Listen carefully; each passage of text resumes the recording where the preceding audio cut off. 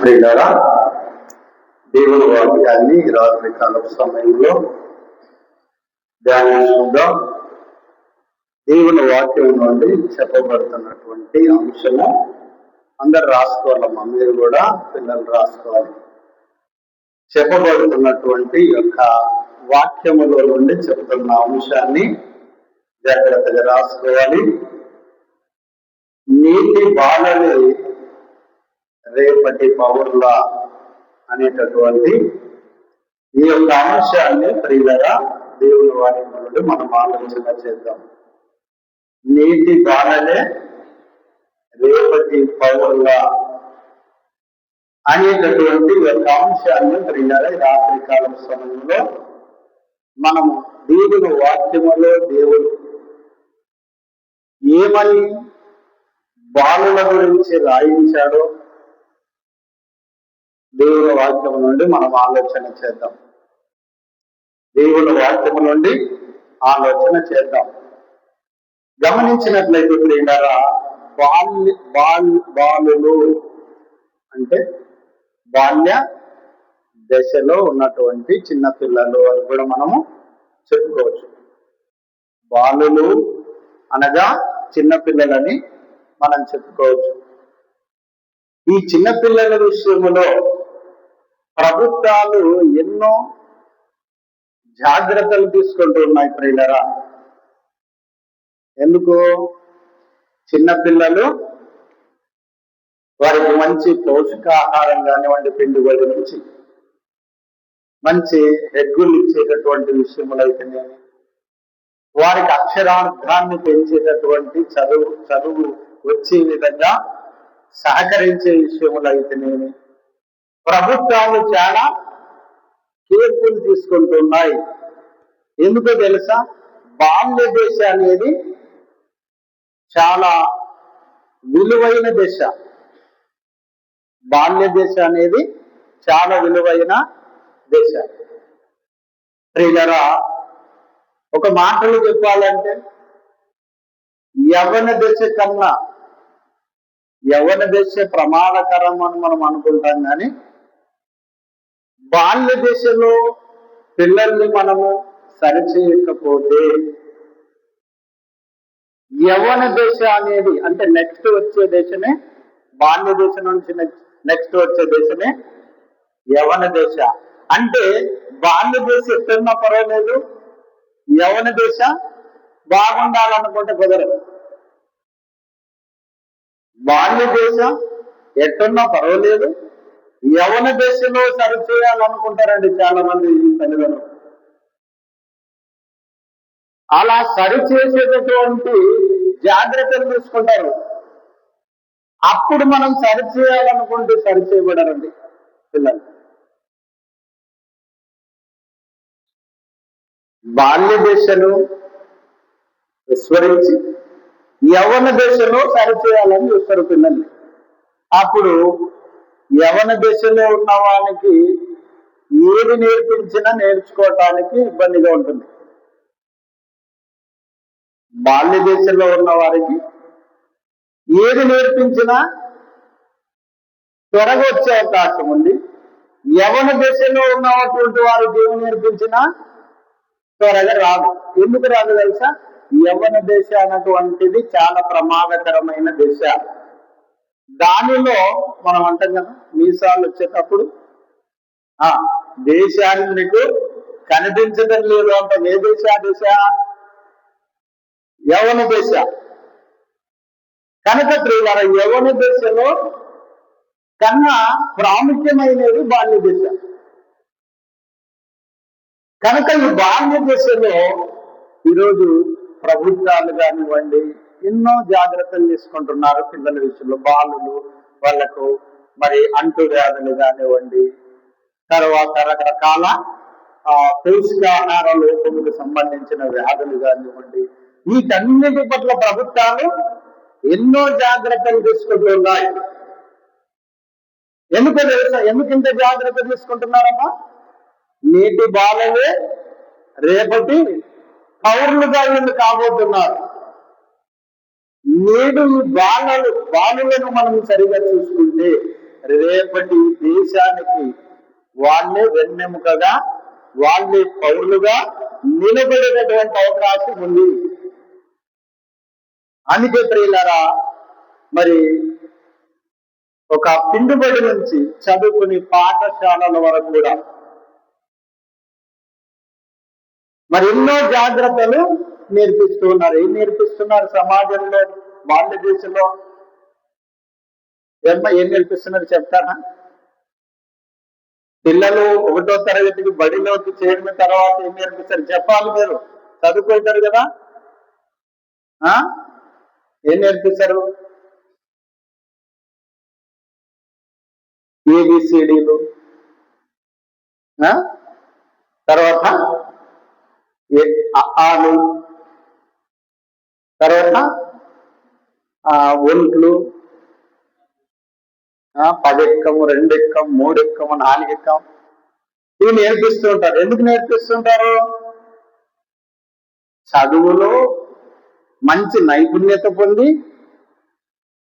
రేపు వీళ్ళు బాగా చదువుకొని ఒక ఇంజనీరో, ఒక డాక్టరో, ఒక మరి రకరకాల జాబ్స్ ఉన్న టీచరు, పోలీసు, ఒక ఎస్పీఓ, ఒక ఐపీఎస్, ఐఎస్, పెద్ద పెద్ద చదువులు చదివి గొప్పవారు కావాలన్నటువంటిది ఉద్దేశం అన్నటువంటిది మనకు అర్థమైంది.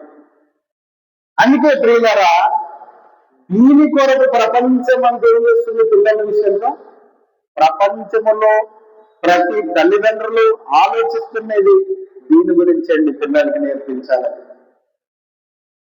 ప్రపంచంలో ఏం నేర్పించడం లేదు తెలుసా? ప్రపంచంలో ఈ జానడు పుట్టని నింపుకోవడానికి ఎన్నెన్నో కోటి కొరకు కోటి విద్యలలో అనేక విద్యల్ని నేర్పిస్తున్నారు ప్రపంచంలో. కానీ ప్రియులారా, ఏ విషయంలో కోల్పోతున్నారో తెలుసా? బాల్య దిశ. చూద్దాం ఇప్పుడు వాక్యం చూద్దాం. సామెతల గ్రంథము 20వ అధ్యాయము 11వ వచనాన్ని చూద్దాం. సామెతల గ్రంథం 20వ అధ్యాయం 11వ వచనం అందరు తీయాలి. బాలుడు సైతము నడవడి శుద్ధమైనదో కాదు, మంచిదో కాదు, యథార్థమైనదో కాదు అనేటటువంటి యొక్క మరి విషయాలను మరొకసారి, బాలుడు సైతము తన నడవడి శుద్ధమైనదో కాదు, యథార్థమైనదో కాదు తన చేష్టల ద్వారా తెలియపరుస్తారంట బాలుడు. బాల్య దిశ. పిల్లలు తల్లిదండ్రులకు దేని ద్వారా తెలుపుతారంట? వాళ్ళ యొక్క నైజాన్ని, వారి యొక్క మనసుని, వారి యొక్క ఆలోచనలను, వారి పనులను, వారి చేష్టల ద్వారా తెలుపుతారంట బాల్య దశలో. చేష్టాలు అంటే ప్రవర్తన విషయంలో ప్రవర్తిస్తారంట. కనుక బాలుడు, దేవుడు అంటున్నాడండి, జ్ఞానైన సొలొమోను గారి ద్వారా ఈ యొక్క సామెతల గ్రంథాన్ని దేవుడు రాయిస్తూ, ఇదిగో బాలుడు సైతము తన యొక్క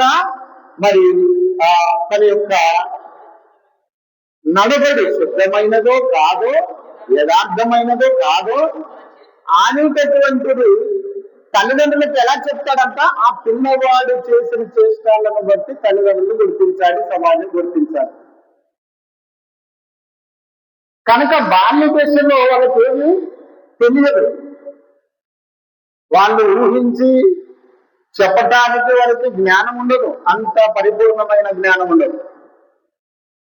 వాళ్ళు వివేచించడానికి మంచా చెడాన్ని చేసే పనులను బట్టి ఇది చేయొచ్చు, ఇది చేయకూడదు అన్నటువంటి ఆలోచనలు, జ్ఞానము వాళ్ళకు, పరిపూర్ణమైన ఆలోచనలు వాళ్ళకు ఉండవు. అందుకే ప్రియులారా, చిన్న వయసులో రకరకాలుగా పిల్లలు బిహేవ్ చేస్తూ ఉంటారు, రకరకాలుగా ప్రవర్తిస్తూ ఉంటారు పిల్లలు. ఇది పట్టుకోవడం, అది పట్టుకోవడం, అక్కడ వెళ్ళాలి అలా ఆడుకోవడం, ఇది గుంజేయడం, ఇలా చేయటం, అలా చేయటం. పిల్లలు ఏం చేస్తారు? వారి చేష్టల ద్వారా మనం ఏం చేస్తాం? పిల్లల్ని తెలుసుకుంటాం. ఏంటి ఇలాంటి పనులు చేస్తున్నారు, ఏంటి ఇది ముట్టుకోకూడదు అంటే ముట్టుకుంటుంది అని అవసరమైతే కొడతారు, పెడతారు, సరిచేస్తారు పిల్లల్ని. ఎందుకు తెలుసా? బాల్య దశ అన్నటువంటిది పసి దశ. అది పిల్లలు ప్రారంభ దశలు. ఆ దశలో వాళ్ళకు వివేచన ఉండదండి, మంచి చెడులు ఏంటో తెలియదు. అందుకే అన్నారు మరి మహాకవి శ్రీశ్రీ గారు, నేటి బాలలే రేపటి పౌరులు అని ఎందుకన్నా తెలుసా? బాల్య దశ ఎలాంటి తెలుసా ప్రియులారా? వాళ్ళకు నిజంగా మంచిదో తెలియదు, చెడేదో తెలియదు. తెలుసా? ఒక మనిషిని మోసం చేయాలన్నటువంటి గుణం వాళ్ళకు ఉండదు. ఒక మనిషిని ద్వేషించి పగబెట్టుకోవాలన్నటువంటి మనసు ఉండదు వాళ్ళకి. బాల్య దశ దైవ సంభూతులు. ఒక మాటలు చెప్పాలంటే మంచి మనసు కలిగిన దేశాలు కనుక ప్రియులారా, తల్లి గర్భముల నుండి దేవుడు యథార్థవంతులుగా మనుషులను పుట్టిస్తున్నాడు కనుక యథార్థమైన జీవితం భూమి మీద బాల్య దశలో నుండి వాళ్ళు ప్రారంభించి సమాజానికి చెప్తున్నాడు జ్ఞానైన సొలొమోను గారు. జ్ఞానైన సొలొమోను గారు ఏమని చెప్తున్నారు?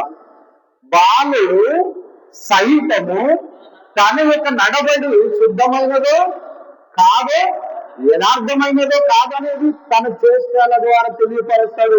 తల్లిదండ్రులారా, మీరు కొట్టినా, ఆ దశలో తిట్టినా, మీరు రకరకాలుగా వాళ్ళని, కొంతమంది పిల్లల్ని చూడు ప్రియులరా, ఒకడు పిల్లలు ఏడుస్తుంటే ఏం చేశాడో తెలుసా? ఇలా పైకి ఎత్తేసి కింద పెట్టేశారు రాయితో కొట్టినట్టు. చిన్న పిల్లలు ఎందుకు కొట్టాడు? వీడు ఏనుగులక్కడ బలిసి ఆ పసి దశలో ఆ పిల్లకు ఎందుకు ఏడుస్తుందో చెప్పడానికి కూడా నోరు లేని ఆ పసిబాలికను ప్రియులరా మరి నేలకేసి కొడితే చచ్చిపోయిందండి. ఇది వార్తలలో వచ్చింది, యూట్యూబ్ లో, ఫేస్బుక్ లో కూడా వచ్చింది. భార్య లేని సమయంలో ఆ చిన్న పిల్లని గారాభంగా సరిచేసుకొని పిల్లను మరి ఆ ఏడుపు మాన్పించే ఏదొక వస్తువు, తినే బండారాలు తెచ్చి ఇచ్చడమో, లేకపోతే ఎత్తుకొని జరగడమో, రకరకాలుగా ఏదో చేయొచ్చు కదా లాలన చేసే కార్యక్రమాల్లో. అలా కాకుండా నేలు కేసు కొట్టేశాడు పిల్లని. అంటే బాల్య దశ వీలుకున్నంత దున్నపోతులా ఉన్న దేశ అనుకున్నాడు పనికి వాళ్ళు. కనుక ప్రియులరా, మరి మనము ఆ పిల్లలు చేస్తాను, పిల్లలు ఎందుకు ఏడుస్తున్నారో గది కూడా తెలుసుకోలేవా? ఎందుకు పిల్లలు కొన్నిసార్లు ఏదైనా పట్టుకోవడానికి మారం చేస్తుంటారు? ఒకటే మనం పట్టుకుంటుంటే మళ్ళీ ఇలా పట్టుకోవడం. ఎందుకు పట్టుకుంటుంటారు అలా? పిల్లలకు తన చేస్తుడు ఏదో ఒక అక్కడ ఆడుకోవాలను రకరకాలుగా కొంత డోరు ముయ్యడం, తెరవడం, ఇదంతా కూడా పిల్లలకు ఉండేటటువంటి సిద్ధమైన మనస్తత్వం. కనుక ప్రియులరా, బాలులు ఎలా తెలియపరుస్తారంటమ్మా? ఏం తెలుసుకున్నాం మనం? బాలులు వాళ్ళు పనుల ద్వారా మనం తెలుసుకుంటాం. అప్పుడు అది మంచిదో చెడ్డదో కూడా వాళ్ళకి తెలియదు. చదువుతా ఒకసారి మరొకసారి చదివి మాట.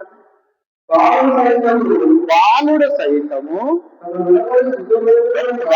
నేను చేస్తున్న పని మంచిదా చెడ్డదా అన్నటువంటిది, యథార్థమైనదా కాదా, నలుగురికి మెచ్చేదా కాదా అనేది చేసిన వాళ్ళని తెలియపరుస్తాడు అంటూ ఉన్నాడు. చూద్దాం ప్రియులారా, ఇప్పుడు మరి బాలుడు ఇలాంటి పరిస్థితుల్లో ఉంటున్నప్పుడు బాల్య దశను మనం అరికట్టకపోతే, బాల్య దశనైనా ప్రారంభ పునాది, మనిషి జీవితానికి పునాది బాల్య దశనే. బాల్య దశలో మనము సరిచేయకపోతే, సరిగా నడిపించకపోతే, ఒక చెట్టు ఒక విత్తనం వేసామనుకో, ఒక విత్తనం వేస్తారు. ఒక చెట్టు అది విత్తనం నుంచి మొలకెత్తి పెరుగుతూ ఉండగా ఆ చెట్టు ఇలా వాలినా ఏం చేస్తాము? అప్పుడు ఏం చేస్తాం? నిటారు వెళ్ళడానికి దాని పక్కన ఏం చేస్తాం? ఒక కర్రను తీసుకుంటాం. కర్రను తీసుకొని చక్కగా లోపలికి గుర్చి ఆ చెట్టుని ఇక్కడ కుడి ఎడమల యందు వరగకుండగా అలానే పెరగకుండగా దాన్ని ఏం చేస్తాం? ప్రారంభ దశ అది ఎంత ముఖ్యమో ప్రియులారా, పిల్లల బాల్య దశ అనేది కూడా అంతే ప్రాముఖ్యమైన దశ. కనుక ఒక కర్రను తీసుకొని నిటారుగా ఎలా వెళ్తామో అది క్రమక్రమంగా రోజు రోజు ఎలా పెరుగుతుంది? అది నిటారుగా చక్కగా పెరుగుతుంది. కనుక ప్రియులారా, బాల్య దశ అన్నటువంటిది అంత ప్రాముఖ్యమైన, ఒక మాటలు చెప్తున్నాను కదా, యవ్వన దశ కన్నా ప్రాముఖ్యమైన దశ బాల్య దశనే. కనుక ఈ బాల్య దశలో ప్రియులారా ఇంకొక చూడండి, పిల్లల్ని సరిగా పెంచకపోతే, పిల్లల్ని సరిగా మనము పెంచకపోతే, సరిగా మనము నడవవలసిన మార్గాన్ని నేర్పించకపోతే, యోగు గ్రంథం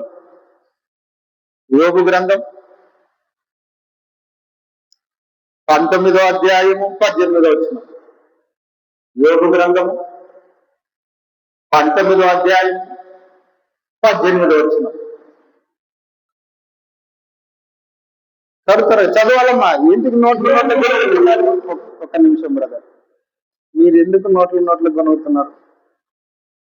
ఎంపటి చదువు వస్తుంది కాబట్టి ఆయన తీయక ముందు ఉన్నప్పుడు మీరు ఎంపటి చదివేయాలి. ఓకేనా? ఒకసారి ఆయన తీసాడంటే ఆయనకు అవకాశం ఇవ్వండి. ఓకేనా? చిన్న పిల్లలు సహా నన్ను తృణీకరించుచున్నారు అంటున్నాడండి యోగు. యోగుకు వచ్చినటువంటి ఆ యొక్క శ్రమలను, నిందలను, అవమానాల్లో రోగాసుగస్తుడుగా మరి తన శరీరం అంతా కూడా కురుపులతో నిండి కుష్టి వ్యాధి చేత ఆయన బూర్దులో కూర్చొని గుండు గీసుకొని చిల్లమెట్టలతో బూర్దులో గీసుకుంటూ ఆ యొక్క మరి బూర్దులు ఎందుకు కూర్చున్నాడు? బూర్దులు ఎందుకు కూర్చున్నాడు? ఆ యొక్క కుష్టి వ్యాధి పొందే నైజం ఏంటో తెలుసా? అది మరి బూర్దిని అంటుకోవాలి. ఆ కుష్టి నీరు అనేది కక్కుతూ ఉంటుంది. శుభ్రం వేసే కొద్ది కక్కుతూ ఉంటుంది, దాన్ని తీసే కొద్ది నీరు కక్కుతూ ఉంటుంది. కుష్టి వ్యాధి పొందేటటువంటి గుణం ఇది. కనుక ఇలా యోగు గారు బూర్దులో కూర్చొని చిన్న పెంకుతో గీసుకుంటూ ఆ బూర్దుని ఇలా మరి ఆ కారుతున్నటువంటి ఆ యొక్క ఏమంటారు రశ్మి, దానికి మరి అలా అడ్డుకుంటుంటే పిల్లలు ఏం చేస్తున్నారంటే, చూసిన పిల్లలు చదవండి, చిన్న పిల్లలు అలా నేను బూర్దులో కూర్చొని బూర్దుని చిల్లని పెంకుతో గీక్కుంటూ భయంకరమైనటువంటి ఆ కుష్టి వ్యాధి నుంచి వస్తున్నటువంటి యొక్క చీము, ఆ యొక్క రశ్మి అలా వస్తుంటే నేను గీక్కుంటూ భరించలేక నేను వేదన పడుతుంటే పిల్లలు ఏం చేస్తున్నారంట? పిల్లలు తృణీకరిస్తున్నారంటారే. నీకు ఒక బ్రతికేనా? నువ్వెందుకు బ్రతికినా? చచ్చిపోకూడదా అంటూ కనుక పిల్లలు నన్ను దూషిస్తున్నారు. పిల్లలకు కూడా నేను మరి ఏమంటారు, దూషణ కానట్టుగా ఉన్నాను అంటున్నాడు. పిల్లలు కూడా నన్ను ఎగతాళి చేస్తున్నారు. పిల్లలు కూడా నన్ను ఏం చేస్తున్నారు? వాళ్ళు నా మీద ఏం చేస్తున్నారట? దూషణలు పలుకుతున్నారట. నువ్వు ఎందుకు పలుకున్నావు? చచ్చిపోకుండా రోజు చూస్తున్నాం మేము ఇలా.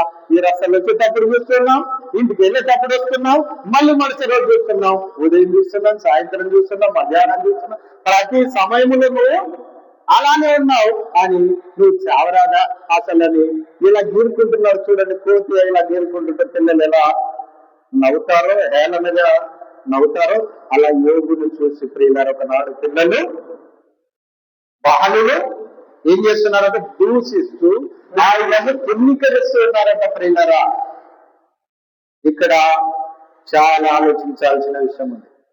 ఎందుకు చెప్తున్నానంటే ప్రియులారా, యోగు ఎలాంటి వాడని చదువుకున్నాం బైబిల్లో మొదటి ఆ అధ్యాయం వచ్చినములో యోగు గ్రంథం 1వ అధ్యాయం 1వ వచ్చినంత యోగు ఎలాంటి వాడంట చదవండి. ఊరు దేశమునందు యోగు అన్న మనుషుడు అంటేను అతడు యథార్థవంతుడు, న్యాయవంతుడు, దేవుని యందు భయభక్తులు గలవాడు, చెడుతనమును విసర్జించిన వాడును, అతనికి 7 కుమారులు 3 కుమార్తెలు. చాలు చాలు చాలు. కనుక ప్రియులారా, అతడు ఇలాంటి వాడు, దేవుని యందు భయభక్తులు గలవాడు, యథార్థవంతుడు, న్యాయవంతుడు,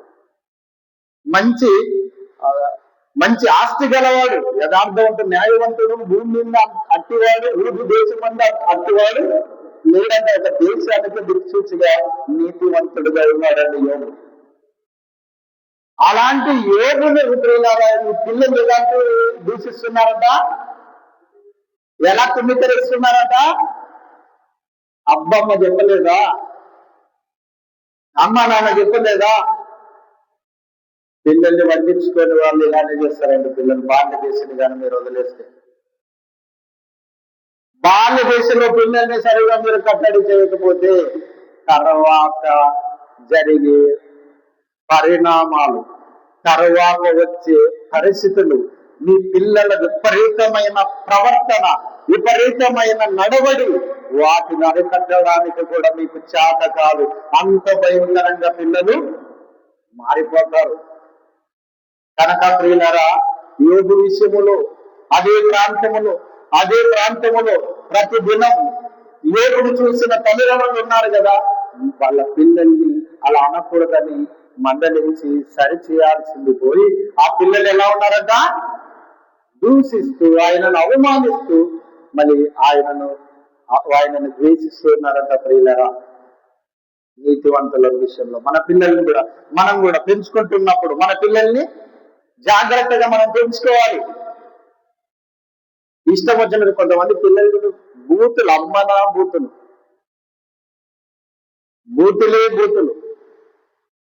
ఇలా భయంకరమైన బూతులు, అల్లరి, చీదరింపులు అనేకమైన విధంగా పిల్లలు ఉంటే మా పిల్లలు మరి బయట ఆడుకుంటున్నారు కానీ కూడా ఆడుకోవడానికి కూడా నేర్పించాలి క్రమం పిల్లల్ని. కనుక చూద్దాం, ఇంకో మాటను కూడా చూద్దాం.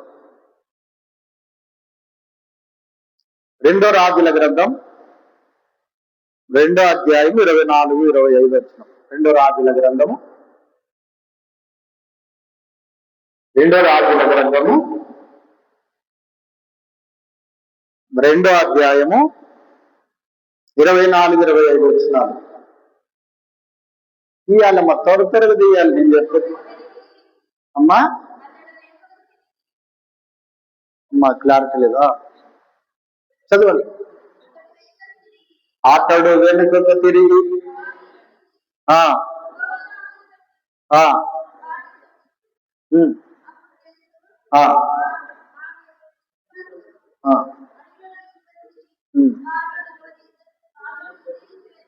ఓకే, చాలా. ఇక్కడ ఏమంటున్నాడంటే ప్రియులారా, ఎరుకో నుంచి బేతేలునకు ఎలీషా వెళుతున్నాడండి. ఎరుకో నుంచి బేతేలునకు మరి వెళుతూ ఉన్నాడు ఎలీషా. ఇలా వెళుతూ ఉంటే ప్రియులారా, పిల్లలు ఏం చేశారు తెలుసా? పిల్లలు అన్న నువ్వు చదువు, మైక్లో చదువు కొద్ది గట్టి. 2వ రాజుల గ్రంథము 2వ అధ్యాయము 24-25. అతడు అలా మరి బేతేలునకు పోతూ ఉంటే అతడు వెనుకకు తిరిగి వారిని చూసి నామమును బట్టి వారిని శపించెను. అప్పుడు 2 ఆరు వెనుకగంట్లు అడవిలో నుండి పరిగెత్తుకొని వచ్చి దైవజనుడైనటువంటి ఎలీషాను ఎప్పుడైతే ఏమని వాళ్ళు అక్కడ అన్నారు, పిల్లలు ఏమని ఆయన అంటున్నారు, పిల్లలు ఎరుక నుంచి బేతేలునకు వస్తుంటే బోడివాడ బోడివాడ బోడిగుండువాడ బోడిగుండువాడ అని ఎక్కిపోము ఎక్కిపోము అని ఏలాగ చేశారండి. అపహాసం చేశారు ఎలిషన్. అతడు బోడివాడ బోడిగుండువాడ బోడి అంటే తల్లిదండ్రులు పిల్లలకి ఈ యొక్క ఎరుకో ప్రాంతంలో ఉన్నటువంటి పిల్లలు కూడా ఎలాంటి పిల్లలు తెలుసా? యోగుని ఎలాగైతే దూషించి ఆయనను ద్వేషించి ఉన్నారో అలాగని ఇక్కడ ఉన్నటువంటి ఎలిషా విషయంలో వీళ్ళు కూడా అలానే ద్వేషిస్తూ ఉన్నారు, దూషిస్తూ ఉన్నారు. బోడివాడ ఎత్తుకోము అన్నప్పుడు ఎంపని అతను తిరిగి చూసి వారందరినీ శపించినప్పుడు అడవిలో నుండి పరిగెత్తుకొని వచ్చాయండి ఊళ్ళకి 2 ఆడ వెనుక బట్టలు వచ్చి వాళ్ళలో ఎంతమంది అంటమ్మా పిల్లలు? బాలులు 42 మంది పిల్లలు ఎలా ఉంటారు? మన వీధుల్లో గాని మన ఇళ్ళ దగ్గర గాని పిల్లలు వస్తూ ఉన్నప్పుడు ఆ పిల్లలు ఎలా ఆటలాడతారు? అడుపు తినే వాళ్ళు వచ్చినప్పుడు కానివ్వండి, లేదంటే ఏదన్నా కొన్ని వేషాలు వేసుకుంటారు కదా, బొమ్మలలో వేషాలు, కాటి పాపలు వేసి రకరకాల బొమ్మలు పిల్లలకు సరదాగా ఉండేటటువంటి పోలికలతో ఉన్నప్పుడు పుట్టి వారొచ్చిన, గుండు వారొచ్చిన, తర్వాత ఎత్తుడు వారొచ్చిన, ఇవన్నీ పోలికలకు సంబంధించి పిల్లలు ఏం చేస్తారు? ఏలన చేస్తారు. పిల్లలు అంటే ఆడుకుంటూ దూషిస్తూ పోతూ ఉంటారు. అలాంటప్పుడు ప్రియులరా మరి బాల్య దశ తెలియదు కదా, మరి తెలియనప్పుడు ఎందుకు తెలిసా శపించాడు అంటే తల్లిదండ్రులు క్రమంగా తీసుకోకపోతే మీ పిల్లలు ఒకనాడు ఎలిషా పరిస్థితుల్లో ఎలిషా ఇలా శపించుంటే ఎలుగు బండ్లు వచ్చి కొరికేసి తినేసే వాళ్ళని, అలాగని మీ పిల్లలు కూడా భౌతికంగా ఆ రోజు అవి జరిగినాయి. ఈ రోజుల్లో మీరు కానీ జాగ్రత్త పడకపోతే అనుకోని సంఘటనలు జరిగే పరిస్థితి ఉంది. కనుక ప్రియులారా బాల్య దశ అంటే ఎక్కడి నుంచి ఎంతవరకు?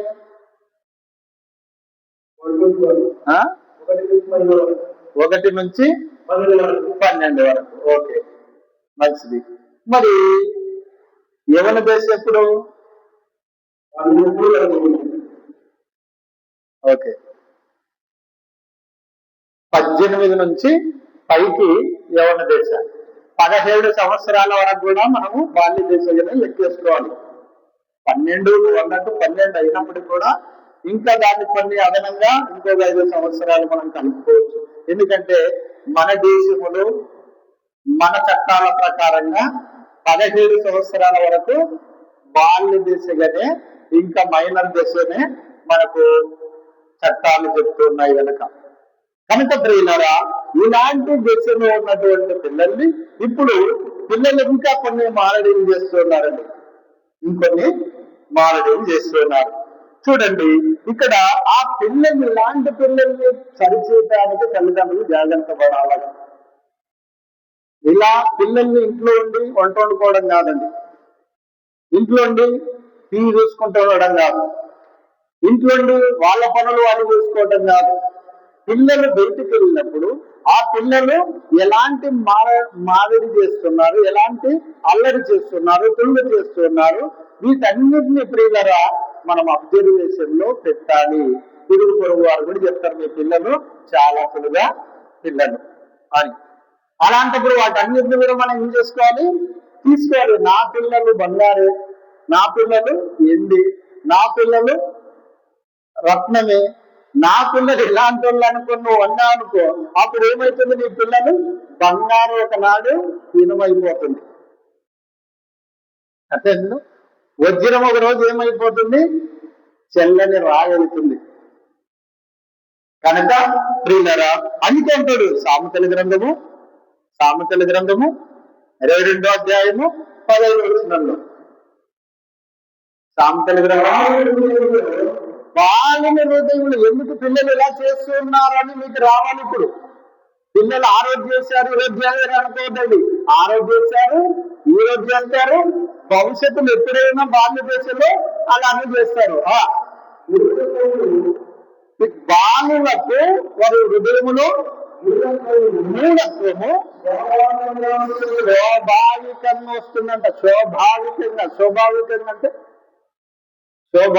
అంటే వీళ్ళరా స్వాభావికంగా అంటే కొన్నిసార్లు తల్లిదండ్రుల మారడం బట్టి కూడా వస్తుంది. స్వాభావికంగా అంటే ఎవరు స్వాభావికంగా? తల్లిదండ్రుల స్వాభావికంగా వస్తుంది. వీలైతే లోకంలో అన్నిటినీ చూస్తూ, అందరి పిల్లలతో ఆటలాడుతూ, అందరి పిల్లలతో గంతులేస్తూ, అందరి పిల్లలతో ఆనందిస్తూ, అందరితో అన్ని చేస్తూ కూడా ఎలా వస్తుందంట? స్వాభావికంగా చూసిన పరిస్థితులు, చూసిన సందర్భాలను, జరిగిన పరిస్థితులను, స్నేహబంధాలను బట్టి, వీటన్నిటిని బట్టి పిల్లలకి ఈ అలవాట్లు వచ్చేస్తూ ఉంటాయి. స్వాభావికంగా వచ్చేస్తాయి. అది ఎవరో నువ్వు చెయ్యి అంటే చేయరు ఆ పిల్లలు, నువ్వు చెయ్యొద్దంటే చేయకపోవడానికి కాదు, కానీ స్వాభావికంగా పిల్లలకి బాల్య దశలో వస్తారు. ఇప్పుడు చూడండి, పిల్లలకి సెల్లు పట్టించే ఒకడు ఏం చేశాడు? సెల్లుతో గేమ్ ఆడుతున్నాడు. గేమ్ ఆడుతున్నప్పుడు తల్లి వచ్చి వాడు ఎంత పిలిచినా పలకడం లేదు, సెల్తో గేమ్ లో వాడు మునిగిపోయినాడు. వాడు పక్కన ఏం జరుగుతుందో కూడా తెలియనంత డీప్గా ఆట ఆడుతున్నాడు. ఆట ఆడుతున్నప్పుడు తల్లి వచ్చి ఏం చేసింది తెలుసా? ఆ సెల్లుని వచ్చి గుంజుకోండి. సెల్లుని గుంజుకుంటే వాడు ఏం చేశాడో తెలుసా? అక్కడ కట్టె ఉంటే కట్టెతో నుంచి నెత్తిన కొట్టి చంపేశాడండి తల్లి. ఏం చేశాడు? ఓ కర్ర తీసుకొని తల్లినే చావగొట్టేసి చంపేశాడండి. అక్క అడ్డం వస్తే ఆమెను కొట్టేశాడు. అంటే బాల్య దశని సరిచేయకపోతే వికృతమైన రూపంలోకి మారిపోయే ప్రమాదం ఉంది. వికృతమైన ప్రవర్తన చేసే పరిస్థితి ఉంది. కనుక బాల్య దశలోనే సరిచేయటానికి, బాల్య దశలో ఏం చేయాలి ఒక మాట చదువుకొని ముగించుకున్నాం. ఇంకా చాలా విషయాలు ఉన్నాయి, కానీ సామెతల గ్రంథం 29వ అధ్యాయము, 29వ అధ్యాయం 15 వచనం. ఇలా పిల్లల్ని ఏం చేయాలంటే తల్లిదండ్రులు నా బుద్ధి, నా కన్నే, నా బంగారే, నా ఎండి అనకుండా ఏం చేసుకోవాలన్నాడు? చూడండి అక్కడ ఏం వాడాడు? సామెతల గ్రంథం 29:15.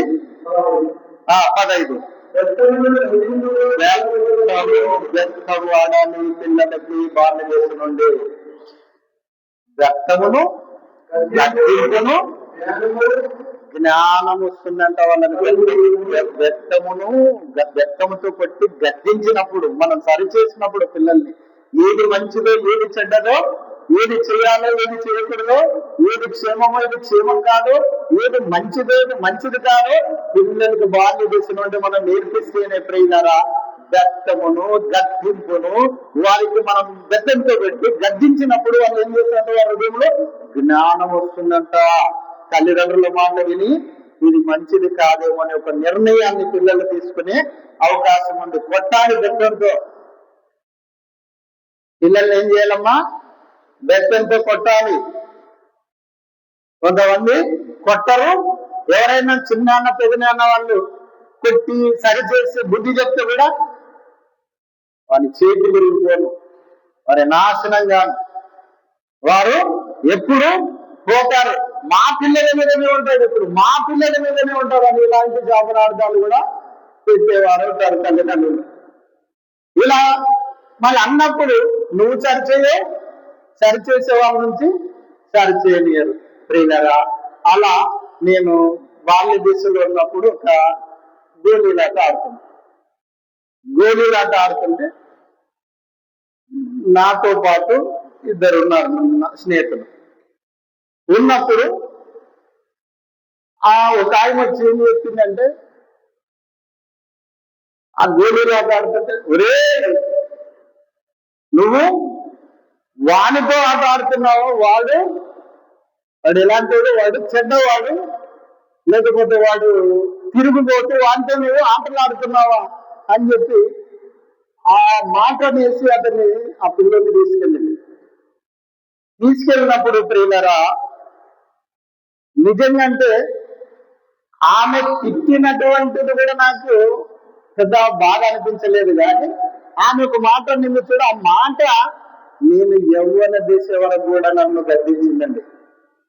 ఏదో తెలుసా, వాడు మంచివాడు కాదు, వాడు తిరుగుబోతు, వాని బిడ్డ నువ్వు బిడ్డ చెడిపోతావు అని నేను అంతా చెడ్డవాడిని అన్నటువంటి పక్షాలను చేసుకునేటటువంటి అవసరత నాకు వచ్చింది. నేను అంత చెడ్డవాడినా, ఆమె నన్ను ఎలా నిందంటే కనుక నేను చాలా జాగ్రత్త పడాలి. ఎందుకు నన్ను ఇలా నింది? నేను మంచివాడిని, నేను మంచిగానే ఉంటాను అన్నటువంటి పక్షాలను నాకు వచ్చింది. కనుక ప్రియులరా, ఆమె గద్దించింది, నా బ్రతుకు ఏమొచ్చింది ఏమ్మా? బాగా ఆలోచించాలి. ఆమె గద్దింపే నాకు ఛాలెంజ్లు తీసుకునే అవకాశం వచ్చింది. ఆమె గద్దించకపోతే వాళ్ళు అనుకుని తీసుకునేవాడు వాడు తాగుబోతుల వల్ల అడిగితే నేను పాల్పడలేను.